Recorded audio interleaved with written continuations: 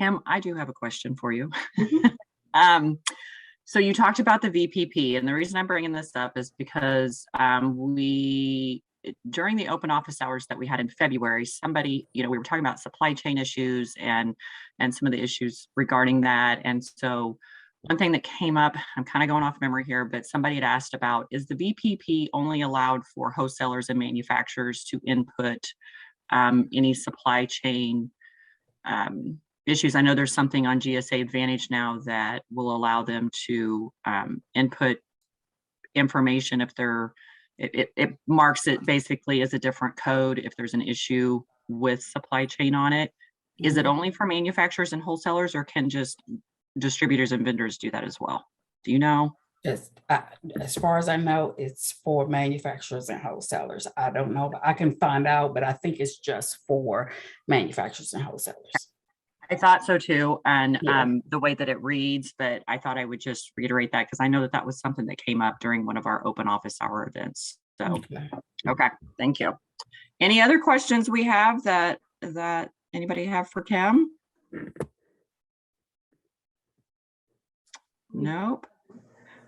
Well, Kim, thank you for that great information. We're going to be a little bit ahead of schedule with that. So, Aletha, are you ready to go a little bit earlier? We're going to do a poll question really quick first, but want to make sure she's about ready. Let's go ahead and do our poll question.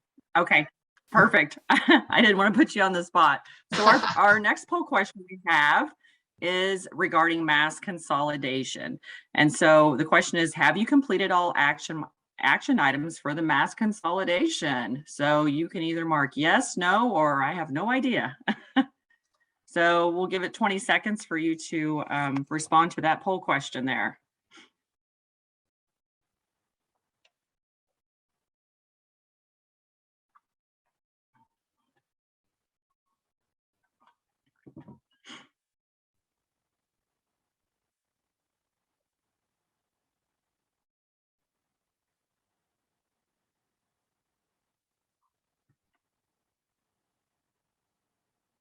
All right, let's see what we have here. It looks like 43% said yes, they are. They have completed all action items. 7% said no, and then 50% said they don't know. So, but that no is a pretty good 7%. So, actually, Aletha is going to talk about math,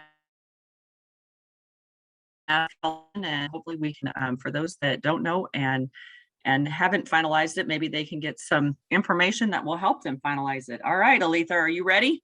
I am ready. All right, well, you can go ahead then. Okay. I'm Aletha, as Amy stated, and I'm a contracting officer here in Region 6. And I also have the pleasure of being the mass consolidation subject matter expert, or SME, as we call it here at GSA. So next slide, please, Gary.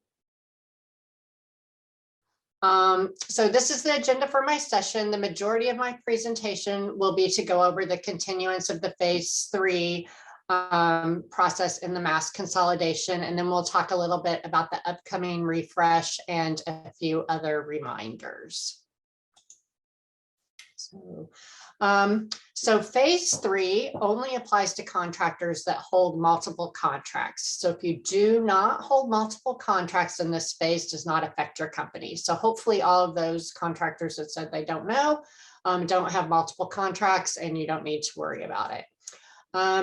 As most of you are aware, the purpose of the mass consolidation was to get all contractors down to one contract per UEI or DUNS. Phase 3 benefits for industry and agencies are fewer contracts to manage for the industry and a more streamlined business managing one contract, which would result in reduced overhead. So we're hoping that it makes it easier for all of our industry partners to manage just one contract rather than manage multiple contracts, and also easier when you work with just one contracting officer. And then for industry, they'll only have, well, your industry. For industry, like we said, you'll only have one PCO that manages your contract. Then customers will benefit by gaining access to those contractors' full suite of offerings under a single project contract. So they won't have to go out to multiple contracts to try to get a total solution like they might have had to do in the past. Next slide. GSA Mass PMO has sent several emails reminding the contractors in phase 3 to submit their plan and checklist. As you can see on this slide, and I think these slides will be shared, there's a link to the industry guide and a link to the plan and checklist for phase 3. So if you are getting these emails, then you need to please complete your consolidation plan and your checklist and send it to your contracting officer. If you have multiple contracts and they've not all been transferred to one CO yet, then you need to send that plan to all of the COs, because you may not be aware which CO is going to actually get all the contracts transferred to them. And just be aware that a CO can't start that consolidation process until they have all the contracts transferred to them. So if you have 5 contracts and they only have 1, they can't start that consolidation process until they have every contract transferred to them. So if you are ready to start your consolidation process and you don't currently just have 1 contracting officer, then reach out to your other contracting officers and ask them where they are in the process of completing the transfer. So we have some things we have to do internally to get those contracts transferred from one contracting officer to the other, but it's perfectly fine for you to go out there and ask them where they are in the process. So again, like I said, there is a link here to the phase 3 industry guide, and there's also a link here to the consolidated plan and checklist if you guys do not have that. So industry is going to have to work closely with their CO during this process. You'll need to determine your surviving contract, which those are indicated. You will indicate that on the plan that you submit. And there's many different reasons why you may or may not choose a contract to be your surviving contract. You may choose the contract that has most of the sins to be your surviving contract. You may choose the contract that has the most length of life left on it to be your surviving contract. So it's up to you, but just make sure that you are working with your CO and that you let them know, which sins need to be transferred, what you're planning to do. When you submit that plan to them, they will review the plan. If they have questions, they'll come back to you with that plan and they will ask you any questions that they have. You'll work that out with your contracting officer. So like I said, there may be many reasons why you choose a surviving contract. And then once you have that surviving contract, to get your other sins over to that surviving contract, make sure you look at those contracts that are going to end sooner than others and get those sins moved over, and work with your COs. I know I'm going to say that a lot, but work with your COs, because it may not be the easiest thing. We have some contractors that have many sins. So it may not be the easiest thing to move all the sins at one time. So it may be easiest to move, the sins from a certain contract at one time and then work on the next contract. Those are all things that you're going to need to work out with your contracting officer that's going through that. And be aware that we do have a lot of this going on. So this is not a super fast process, because we have lots of contractors that are going through this consolidation. And it can take a while to get through all of it. If you have contracts with BPAs on them, we can still consolidate those into your surviving contract, but those contracts with BPAs will continue until that BPA ends. So we didn't want to cause any problems with our contractors or our customers to have anything ending before a BPA ends. So just be aware of that.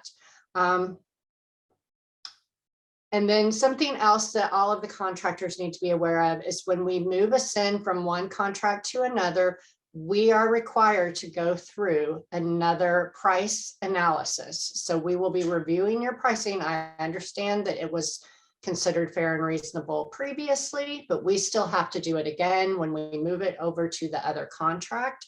We will do another price analysis on those products or the labor categories, whatever's being moved. And you will possibly go through negotiations, again with that contracting officer. So please be aware that that's a requirement on our part. We understand that there may be some frustration with that, but you will have to go through that when you move those sends from one contract to another. And, there could be products or labor categories that are on both contracts that maybe have different pricing. Well, we shouldn't have them have different pricing on the same contract. So all of that has to be worked out. Obviously, there could be a different annual escalation for services contracts on different contracts. So that's going to have to be addressed. So all of that has to be addressed and worked out when we move those sends from one contract to another. I think I'm ready for the next slide. Okay, so the refresh that is currently scheduled for the end of March is refresh 10. And you should have, if you're registered in Interact, as Kim plugged, you should have received an Interact notice yesterday by email that outlines everything that's going to be part of the refresh. So it's going to include update to the federal minimum wage. It's going to include an update to the SCLS wage determinations. And then there's some other minor changes to clauses and that type of thing in there.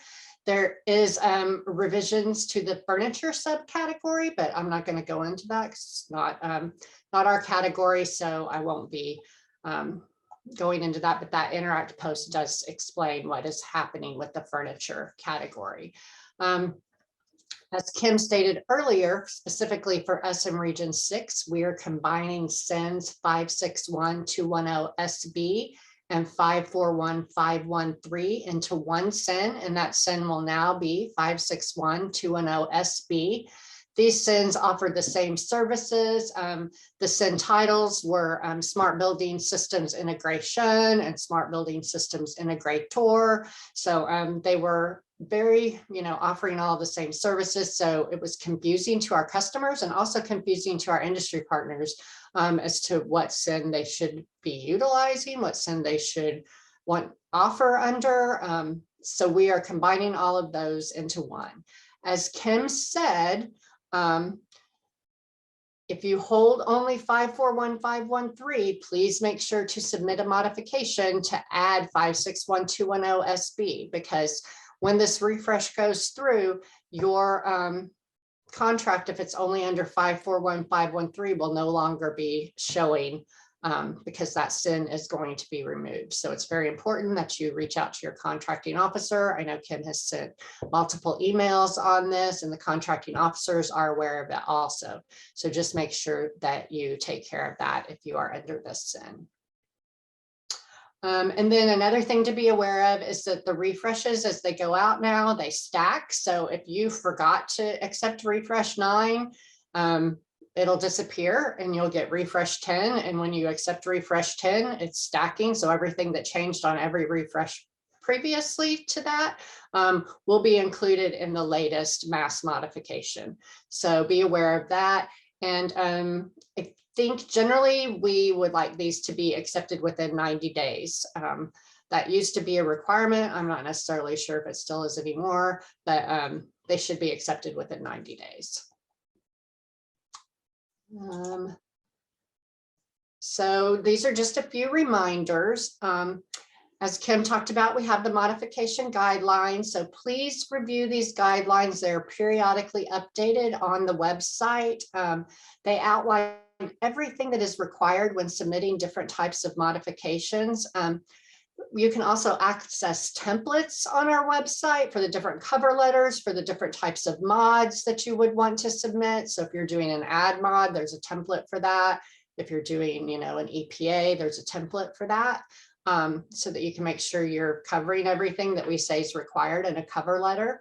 Again, these modification guidelines are updated and can change. So please make sure that you review them prior to submitting any new modification. If you think, well, I just submitted a modification a month ago, so surely they're the same. They may or may not be. So just go out and check and make sure that you're addressing anything that may have been added, because that's going to help out you to get your modification done faster, and it's going to help out your contracting officer. Kim also mentioned that the vendor, sorry, Gary, that the vendor support center has a new website. She said, as she said, it's much more user friendly. The design is improved to more easily locate information. There's a really great search function on it now. It's really robust. So you can find stuff so much easier on it. That was something that our vendors had said that they wanted to be able to do. So you should for sure check that out if you have not checked it out. And I think that's it for me. And any questions? I do actually see a question. We do have a question if you want to answer that one. It looks like Kim is typing an answer as well. Okay. I'll go ahead. Do you want to read that? You want me to read that to you? I can read it if you want me to. We were required to go to a mass contract some time ago. The mass uses only one NAICS code. We have found that purchasing agents write RFQs with the NAICS code for the service they require. In our case, ductwork cleaning 561790. Since we were forced to go to 561210, our contract doesn't show up in search, nor does it get emailed to me via eBuy. What is being done to ensure that purchasing agents know what NAICS code to include in an RFQ? We have found a couple on open market that we did not get through eBuy.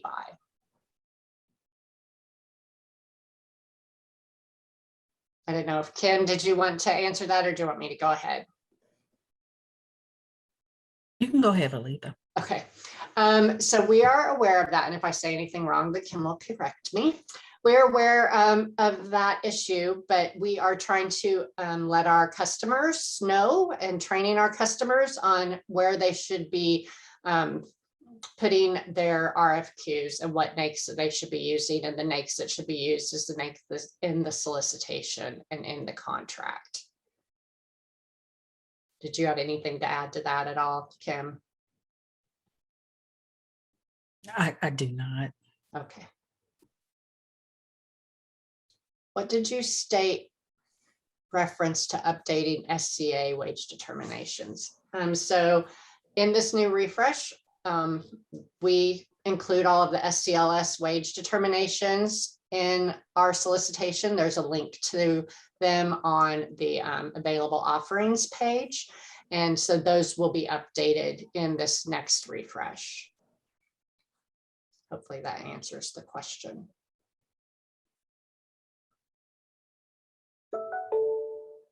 Anything else?